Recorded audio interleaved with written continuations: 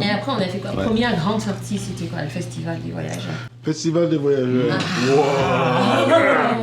Je sais pas de quel voyageur on On parle, était mais... trop contents. C'était génial de dire, ouais, les structures de glace. glace et J'ai tout. oui. Regardez. Impressionnant. Impressionnant.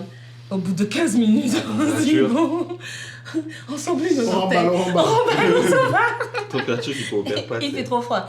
Et toi qui voulais encore jouer, qui étais contente de rouler là. Moi, je sentais pas trop le froid. Ouais. C'est seulement quand on a commencé à partir que j'ai commencé à avoir un peu mal aux Parce que je faisais orteils. peur. Hein. C'est vrai, on se disait, mais comment il ressent rien? Vous Il avez veut peur. jouer, il se roule, il va dans... C'était quoi? Il allait dans les toboggans pendant Il se qu'on plaignait était... même pas. Nous, on était en mode. Moi, je me suis dit, au bout de 5 minutes, la structure de glace, ce sera moi. Je serai comme ça. Il reste plus longtemps. Check for the high five. High five. Un grand garçon qui peut marcher. Comment on dit high five en français déjà? Oui. Ça sonne pas pareil. 4-5. Non, mais on le dit. Ouais, ça se dit, ouais. Top 5, ouais. J'ai envie de descendre. Comment ça s'est passé pour vous, lorsque vous êtes arrivé, par rapport à l'accueil des gens, l'environnement? Oh, Première visite dans les magasins ou dans les différents centres. Comment ça a été? oh, l'accueil a été extraordinaire, vraiment extraordinaire. Et on nous parlait du côté friendly manitobain Oui, et on l'a vécu de près parce que les gens viennent vers nous spontanément. spontanément, Oui, spontanément. Ils viennent vers nous pour nous orienter oui. et ils gardent contact avec nous. Donc c'était spontané, mais Oui. il veut que ça dure dans le temps. Dans le temps. Donc c'est extraordinaire. Jusqu'à présent, on vit des choses extraordinaires.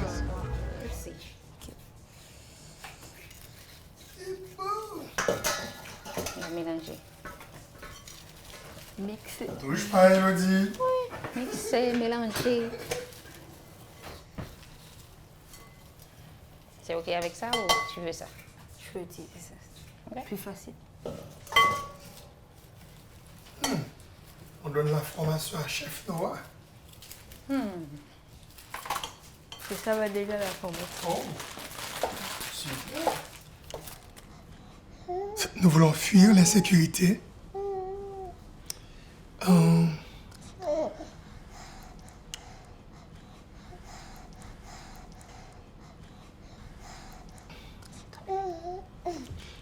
Fuir les crises politiques à n'en plus finir. C'est incessante. Depuis mon enfance, il y a toujours des crises politiques. Mais durant les 10 dernières années ou les 15 dernières années, ça va de pire en pire. On dirait année après année, ça s'intensifie. Donc, après mon mariage, disons après la naissance de mon fils Noah en 2011, disons 2 ans après sa naissance, j'ai dit à ma femme, je ne pense pas qu'on doit rester dans ce pays, on doit trouver une autre alternative, une autre issue. Donc, ça devient un peu difficile d'élever nos enfants dans une situation pareille. Et là, on a essayé, avec le Québec, on a envoyé un formulaire. C'était un peu lent et c'était un peu difficile.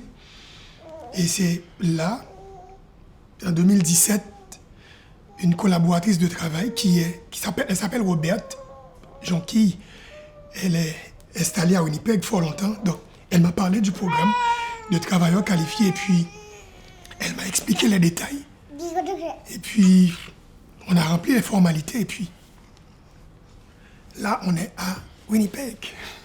L'accueil qu'on a reçu ici à Winnipeg, c'est la raison de notre présence jusqu'à présent à Winnipeg. C'est par rapport à l'accueil qu'on a reçu. Parce qu'un mois après notre arrivée, il y a des amis qui m'appellent de Montréal pour me dire « Laisse Winnipeg, viens à Montréal ». Mais vu l'accueil qu'on a reçu ici, parce que la première personne qui m'a accueilli, c'est mon amie Roberte Jonquille. Elle m'a accueilli d'une façon extraordinaire et elle m'a présenté aussi à d'autres Haïtiens qui nous a orientés, qui nous a aidés dans nos recherches de logement, qui nous a aidés dans vraiment dans plein de choses. À côté, bien entendu, de accueil francophone, de pluriel aussi qui nous a encadrés, de CEDEM aussi qui nous a encadrés. L'accompagnement de ces organismes, c'est même avant notre arrivée. Donc ça continue pendant que nous sommes ici, mais même avant notre arrivée, il y a des sessions via Zoom pour nous expliquer la vie à Winnipeg, la vie au Canada en général, et aussi des cours d'anglais, des sessions de cours d'anglais. Donc, le coût de la vie à Winnipeg, et aussi notre arrivée aussi nous accompagne pour nous informer de comment appliquer pour une carte de santé, la recherche de logement aussi. C'était facile, j'étais vraiment content de venir à un nouveau pays, oui, de visiter un peu. Oui. Et c'était facile, oui, parce que je regarde ce que les gens font et je recopie. C'était vraiment facile, oui, à m'adapter. Oui. Il y a des mots comme, même si c'est le français, il y a des choses différentes, des choses que je disais des fois. Et quand je viens ici, des gens vont pas comprendre alors. Oui, comme par exemple, je sais pas, les écouteurs, des fois je disais casque, mais mon professeur a dit, tu veux un casque? Elle pensait que je voulais monter à bicyclette, mais... Et après j'ai dit des écouteurs, oui. Maintenant j'ai appris ces écouteurs, mais des fois on dit casque, oui. Quand je suis venue ici, j'avais moins de stress que là-bas. Oui. J'entendais souvent des tirs, mais maintenant je suis calme. Il y a moins de stress. Oui. Ça m'a fait un peu du mal de quitter mon pays, tous mes amis, toutes les choses que j'ai connues. Mais une partie, ça m'a fait du bien aussi. Oui. De visiter d'autres endroits, connaître d'autres gens. Oui. Ce qu'on vivait, ça nous touche en tant que parents. Je parle de l'insécurité et des crises politiques. Ça nous touche en tant que parents, mais ça touche aussi les enfants. Parce que il n'y a pas un mois d'école où l'école nous appelle. C'était presque tout le temps, c'était répétitif. Viens récupérer ton enfant parce que ça surchauffe dans les rues. Donc ça touche aussi l'enfant. Donc savoir qu'on va dans un autre pays où il n'y a pas de paix totale sur la planète. Mais il y a certains endroits, c'est vivable. Mais c'était tellement difficile pendant cette période de l'insécurité. Donc, Noah était plus que content de laisser Haïti pour aller dans un autre endroit où il y a beaucoup plus de calme, de paix pour vivre. C'était pas difficile pour lui. Donc, ce qui était difficile, c'est quand on donnait, par exemple, son piano à un autre enfant. On donnait ses jouets, sa bicyclette à un autre enfant. Donc, c'est comme, est-ce que je vais trouver un autre piano là où on va? Est-ce que je vais trouver une autre bicyclette? Donc, c'était un peu ça. Mais ça ne l'a pas dérangé de laisser le pays.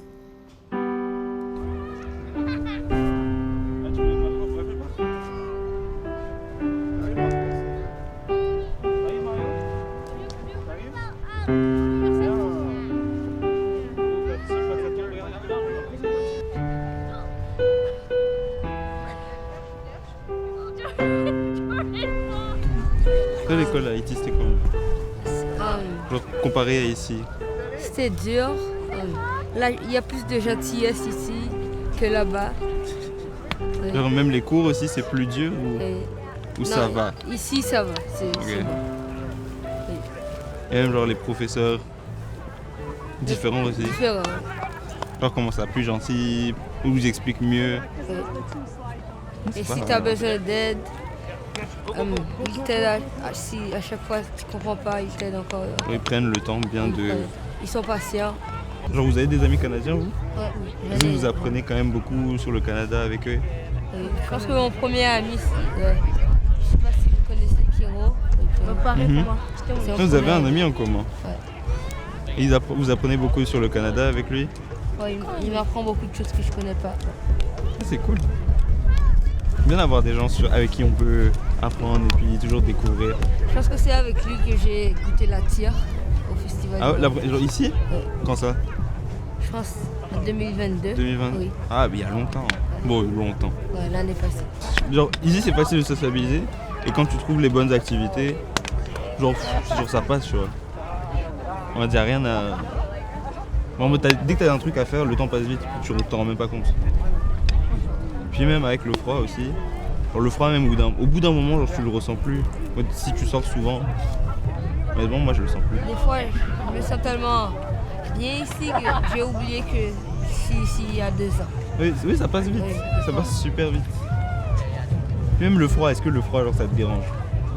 Ah ouais. Surtout avec le Comme soleil là. maintenant c'est ok, je sais pas trop. Ouais, ça va, on s'habitue vite quand même. Ça dépend. Si, comme mes parents, ils peuvent dire que ça fait froid. Ouais. Parce qu'ils étaient habitués dans leur pays, c'était toujours chaud. Alors quand ils viennent ici, ils vont pas s'habituer. Comme moi, je vais arriver à un moment où je vais m'habituer. Donc tu grandis dedans, donc tu t'habitues plus. Aussi par exemple comme moi je sors tout le temps. Tout le temps je découvre la ville, les endroits. Plus tu sors, plus tu t'habitues. Genre par exemple je conduis pas encore, je suis obligé de prendre le bus. Donc je prends le bus, j'attends dans le froid. Tu vois plus d'endroits et tout. Ouais, non seulement je découvre mais en plus, bah, au fur et à mesure tu sors et puis bah, tu ressens plus le froid quoi.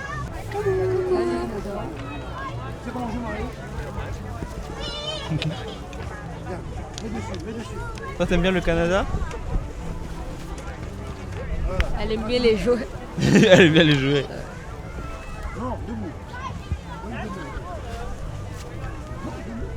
Je pense qu'elle l'aime. Elle est canadienne. Elle va l'aimer. Ouais, elle sera canadienne. Elle parle déjà anglais en plus, non? Oui, anglais et français. Oui. Et vous jouez à quoi alors dans la cour? Ça change un petit peu des jeux en France à la récré ou tu retrouves les mêmes jeux? On joue au loup. Pas plus vraiment. Il n'y a pas de loup ici. Hein. Au chat glacé.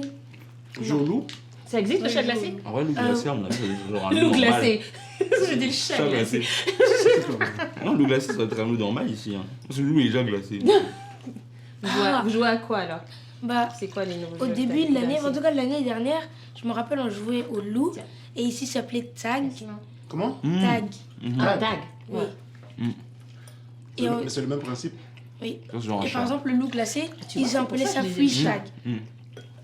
Ils appelaient ça freeze tag. Et maintenant, on n'y joue plus trop. Maintenant, On t'es joue grand plus, maintenant. on fait plus du sport, quoi. Par exemple, on fait du foot, bon, soccer ici. Soccer. Et on Soccer. fait du basket aussi. Ok. Comment tu sens ton niveau d'anglais? Bon, vu que tout le monde sait ici que j'ai un ego surdimensionné. Mais pour moi, je parle anglais couramment. Oh ouais, ok, d'accord. Ça doit Tu être es ça. bilingue. Voilà, exactement. Ça doit En être un ça. an, Bien sûr. au Manitoba, Bien sûr. en étant dans une école francophone, il est Elle est bilingue. bilingue. Bien sûr. Heureusement que tu as souligné ton ego surdimensionné au passage.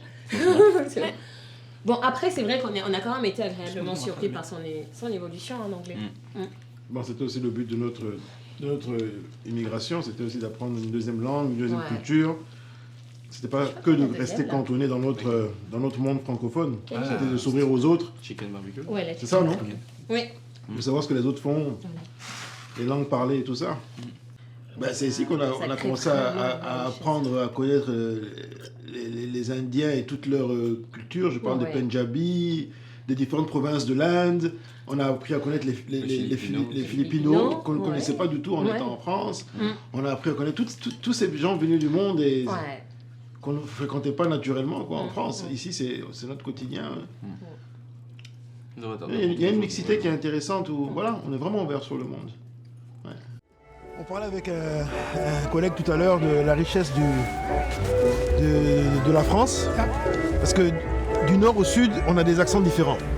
Et de l'est à l'ouest, pareil. Mais alors, quand tu arrives ici, tu prends encore un jet dans le visage parce que tu te rends compte que mais non, ça s'étend encore beaucoup plus loin que les frontières de la France. Et c'est... Waouh, c'est... Non, on descend un petit peu. On redécouvre ce monde, c'est fantastique. Ouais. Non, je suis pas déçu du voyage. Non. Maintenant, c'est que le début. Ça fait qu'1 an qu'on est là.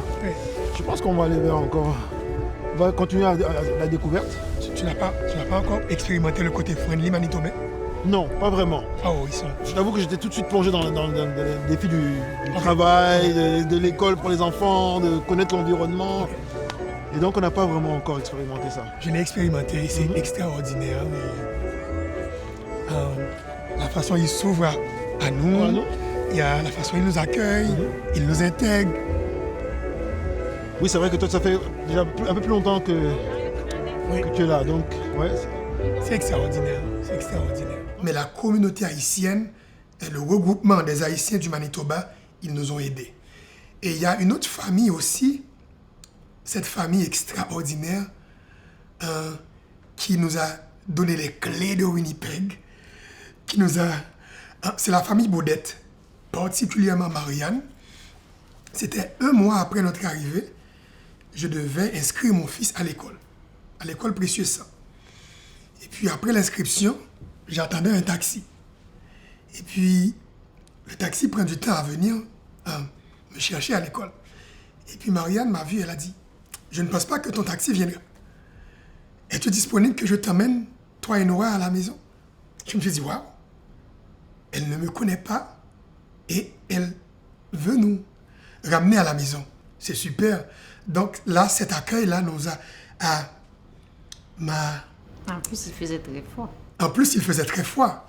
Donc, ça a capté mon cœur. Je sais pas.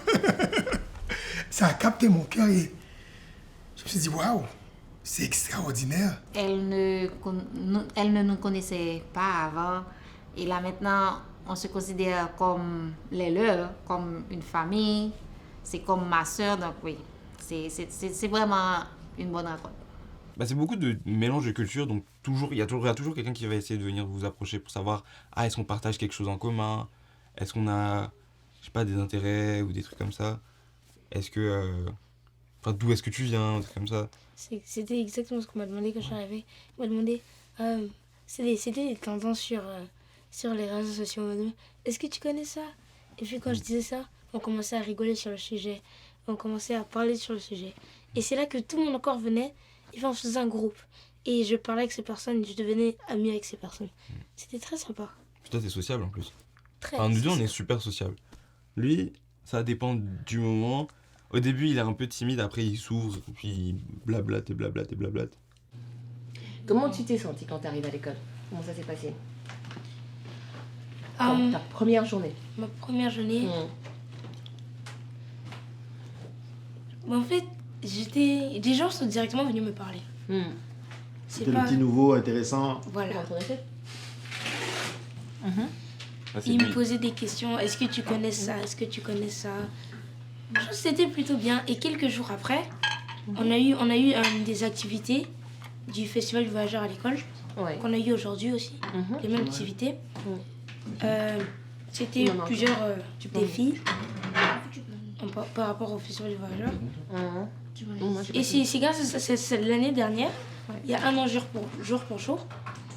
C'est grâce à ça que je me suis fait beaucoup d'amis. Donc le festival de voyageurs a du bon. Oui. Après, notre génération, moi, mes amis, dans les autres écoles anglaises et tout, enfin anglophones, la majorité, ils étaient toujours en mode ah oui, est-ce que tu peux m'aider pour le français? Parce que la majorité veulent apprendre le français, parce que leurs parents leur disent ah oui, machin, faut que tu apprennes le français et tout. Donc dès qu'ils arrivent ici, à chaque fois, c'est oui, il faut que tu prennes le français à l'école, il faut que tu parles français. Du coup, la majorité de mes potes anglophones ou d'autres langues, je crois que c'est tout le temps en mode oui, je fais tel cours de français, est-ce que tu peux m'aider pour le français? Ah oui? Les gens, ils essaient quand même d'apprendre le français. Notre génération. Oui, tu sais pourquoi? Parce que arrivé dans le monde du travail, on leur dit que, et on le dit ouvertement, que être bilingue ici, c'est un atout majeur. Dès que tu parles les deux langues officielles du Canada, français, anglais, tu as plus de chances d'être recruté. Alors les anglophones, le grand défi, c'est de parler français. Et malheureusement, les francophones, purement francophones, le grand défi, c'est de parler anglais. Donc s'ils arrivaient à faire une mixité comme ça, pour pouvoir échanger et puis vous apporter mutuellement, c'est gagnant-gagnant, c'est win-win. Notre génération, ça va quand même. On arrive à quand même mixer et toujours travailler. Ça va. N'est-ce pas? Le bilingue. Monsieur le bilingue. Monsieur le bilingue. Ne croyez pas, mais vous allez voir bientôt. Non, on verra. Non, on voit déjà. On doute pas. Qui doute? Toi aussi, Comment tu dire perds ton en français. Il est trop bilingue, maman. Je crois que je suis la seule là, à ne pas être encore bilingue. Il parle anglais, mais l'anglais prend le dessus Sur son français maintenant. sur son français à 75%. Wow. Je parle plus anglais que français aussi. Mais c'est ça le gros Ouais, risque. C'est qu'à un moment, tu vas te retrouver à parler anglais et puis à oublier le À français. perdre ton français. Et c'est le gros combat qu'on a ici dans la francophonie, c'est justement pouvoir C'est garder vrai, le c'est français. Garder le français. Ouais, c'est ça. Ouais. Ouais. Faut t'imposer en tant que francophone, hein. Faut pas te laisser là. Ouais, c'est vrai. Happer. Moi, c'est vrai que je me plains tout le temps en mode oui, je parle pas assez français à l'école. Et puis, je peux parler français en soi, c'est pas comme si on va pas me comprendre. Quand je suis arrivée à l'école, j'ai commencé à être timide un peu. Ah oui? C'est vrai? Pourquoi? Parce que je voyais des gens autour, comme ça. Et jouer pas avec toi? J'étais un peu triste. Ah bon? Pourquoi? Parce que je n'avais pas d'amis. Parce que t'étais nouveau? T'étais le petit niveau? Le temps que tu t'adaptes, que les gens ils apprennent à te connaître? Et maintenant, j'ai eu des amis. C'est vrai? Beaucoup? Maman, récemment, au moins très beaucoup. Très beaucoup. Il a commencé au moins. Très beaucoup. D'abord, j'en avais 2, après 1, et j'ai commencé à en avoir encore plus. Wow. C'est bien. Donc t'es content d'être au Canada alors? C'est vrai? C'est vrai? Mais au début vous n'étiez pas content. Au début vous me faisiez tous la tête. Il fait froid, Ouais. on a laissé nos amis Les amis. derrière. Mais pourquoi et comment on rentre quand en France? Vous vous rappelez de ce moment-là? Et je vous disais quoi? On m'en trouvera un jour. C'est pas ce que j'ai dit. J'ai dit, Il a choisi ça. j'ai dit on va s'adapter. On va s'adapter, on va dominer la situation et tout ira pour le mieux. Et voilà, un an plus loin, je pense que c'est pas mal si on fait le bilan. On est juste à 1 an, on va dire, on est à 1 an, 2 semaines si on fait le bilan. Je pense que c'est positif, non? Tout le monde est Très content. positif. Très positif. Oui. Ouais. C'est le positif du positif même. On va dire finalement ça tourne aussi beaucoup autour des enfants finalement, nos déplacements parce qu'on avait besoin, on vient de cultures différentes, on les a élevés dans une autre culture et on avait besoin qu'ils découvrent un petit peu l'Afrique et qu'ils arrivent à en parler, qu'ils sachent un petit peu ce que c'est. Donc on a décidé d'y faire un tour. Et puis on est revenu en France. Donc c'est parce que c'était vraiment quelque chose de... Comment dire? C'était un complément dans leur éducation. Ils peuvent s'adapter aujourd'hui un peu partout. Et c'est ce dont on avait besoin aussi. C'était important pour nous qu'ils n'aient pas peur de franchir les frontières physiques et même mentales aussi. Et qu'ils aient une grande ouverture d'esprit, qu'ils apprennent à apprécier et accepter tout le monde. Et c'était un peu un de nos combats, en fait, dans leur éducation, leur apporter ce plus-là sans pour autant que ça soit une contrainte. C'était un plaisir, en fait, finalement. Ce qui fait qu'aujourd'hui, de venir au Canada, pour eux, c'était juste un voyage de plus, un déménagement de plus. Moi, j'avais un peu froid. Moi, je crois que je réalisais pas vraiment. J'étais juste... Oh, bah, je suis dans un nouveau pays. Et il n'y avait pas grand-chose au-delà de ça. Je ne disais pas que j'avais changé de pays. Pour moi, c'est juste normal. Juste que dans ma tête, je me disais, je suis arrivée au Canada, mais j'étais toujours en France, en fait, dans ma tête. C'était juste ça. Donc le temps que tu réalises... En vrai ouais, pareil. Hein. Genre le temps de réaliser, c'est genre 1 semaine. Enfin, c'est vraiment quand tu commences l'école, tu te dis, ah ouais, c'est un peu différent, tu sais. Parce que t'es juste... Enfin, c'est comme si t'allais en vacances, genre tu passais d'un pays à un autre, en mode ok, et... Enfin, t'es dans un nouveau pays, et... Exactement. Toi, c'était comment quand t'es arrivé? Moi, je pensais que c'était les mêmes maisons qu'en France. Nous, c'était différent en vrai quand même. Ouais, ça ressemblait comme en France. Ah ouais? Oui. Pas tant que ça. Un peu. Ouais. Ouais, c'est ça. Écoute, ok. Si c'est un projet de famille, il faut que ça soit mûrement discuté en famille, qu'on tienne compte de, comment dire, des caractères de tous les personnages, en fait, ou de tous les membres de la famille, parce que tout le monde ne vit pas l'immigration de la même façon, donc il faut en tenir compte. Et il faut surtout avoir la foi, il faut garder, là je parle en tant que chrétienne, mais bon, il faut y croire jusqu'au bout, ne pas lâcher dès le premier obstacle. Parce que je pense que si nous, dès les premiers obstacles, on avait dit « Oh, c'est bon, on laisse tomber, on y va », on aurait manqué beaucoup de choses. On aurait vraiment manqué beaucoup de choses. Il faut être très soudé jusqu'au bout en tant que famille pour pouvoir réussir cette immigration. Parce qu'à des moments donnés, il peut y avoir un qui a le moral plus bas que l'autre. Il faudrait toujours qu'il y en ait un qui soit là pour remonter, pour tenir. Une fois qu'on a mis le cap, qu'on a descendu la voile, il faut croire en la vision, il faut croire en soi-même, il faut croire en ses chances, il faut croire en chacun des membres de son équipage. Et puis, il faut aller au bout. Il n'y a plus de retour. Je veux dire, non, la porte de retour n'est pas fermée, mais il faut se donner les moyens. Il faut croire en soi. Voilà, il faut garder la foi. Bon, moi, je dirais que Winnipeg, c'est pas le grand hub, c'est pas la mégalopole. Ça reste une ville de taille moyenne où les choses sont accessibles. On ne court pas dans tous les sens. Les trajets sont largement réduits par rapport aux grandes villes. Dans les zones rurales, il n'y a pas vraiment une forte communauté haïtienne. Je dirais c'est important pour nous d'être en contact avec d'autres Haïtiens de notre communauté. Ça nous permet de ne pas nous sentir dépaysés. Donc c'est toujours bien d'être en contact avec des gens qui partagent un peu la même culture que soi, même si on est ouvert à d'autres cultures, parce qu'on est très ouvert à l'aventure. On sait que venir à Winnipeg ou au Canada, c'est partir à l'aventure. Donc, on est ouvert à d'autres cultures, ouvert, je sais pas, aux Congolais, ouvert aux Nigériens, ouvert aux Franco-Manitobains, ouvert aux Français. Mais être en contact aussi avec des Haïtiens, c'est important pour nous. C'est aussi important pour nos enfants. Donc, et Winnipeg, c'est l'endroit où il y a la forte communauté haïtienne. Donc, c'est notre choix numéro 1, n'est-ce pas? Moi, je dirais, pour décider, d'abord, il faut vivre en rural. Moi, je n'ai pas encore, l'expérience. Avant de dire que j'aimerais faire telle ou telle chose, je pense que je dois aller visiter, voir comment ce que c'est, et après, on peut décider dessus. On est déjà allé un petit peu en visite dans le rural, mais à la broquerie, oui. C'était exceptionnel. Mais pas plus que ça.